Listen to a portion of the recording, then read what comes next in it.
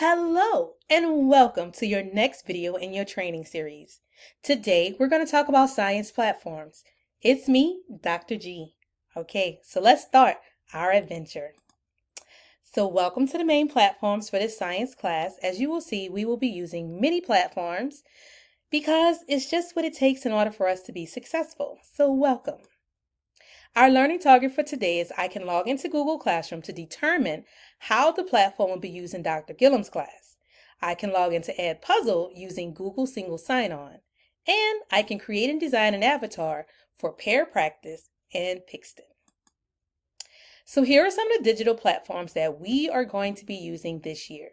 Now, this is not to say that it will be the only platforms, but these are some of the main platforms that we will be using in our class.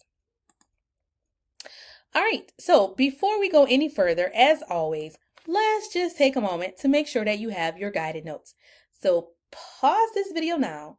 If you don't have your guided notes, remember, go to the student paper pickup station and pick up your notes. All right, if you're here with me, that means you have your guided notes and you are ready. So we are going to be going into Google Classroom. All right, so before I actually open up Google Classroom, let's just have a conversation about some things that you're about to see. So in the Google Classroom, you know that there are the stream, classwork, people, and grades. First things first, the stream. The stream in my class is reserved for announcements. Do not go to the stream looking for your classwork. That is an absolute waste of your time. Do not waste your time going through the stream.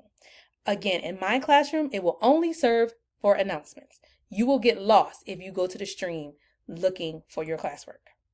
Where I do want you to go to look for your classwork would be in the classwork tab.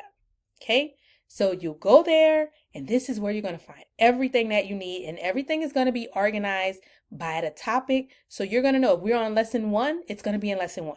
If you're looking for a daily agenda, it's going to be under the daily agenda, and so on. But we'll talk about that when we go into the platform.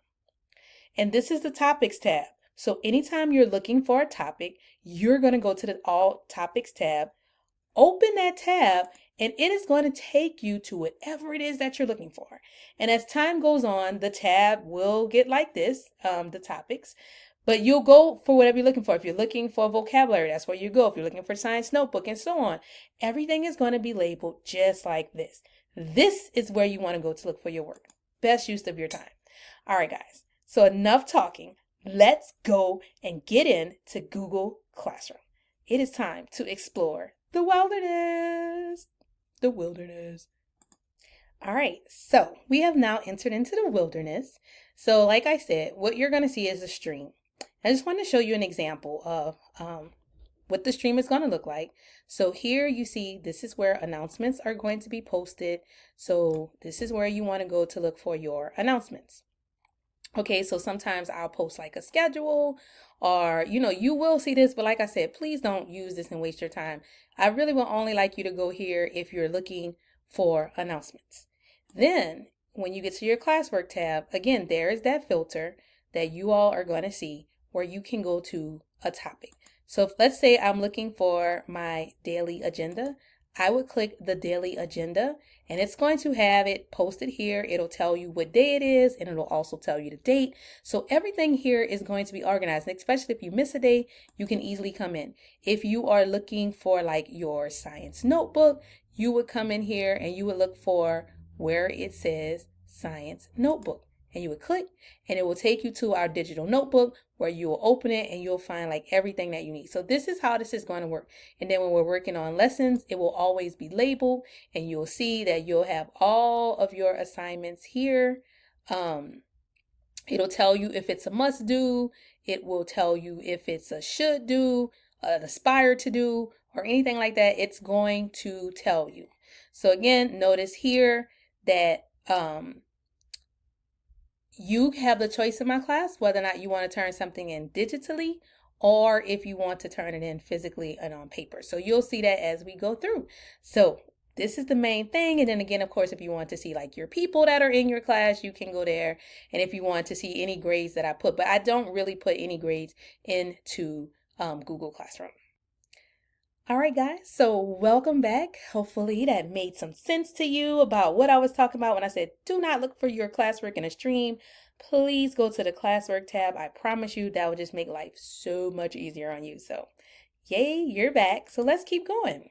So now we want to talk about Edpuzzle. So Edpuzzle is where your instructional videos are going to be housed.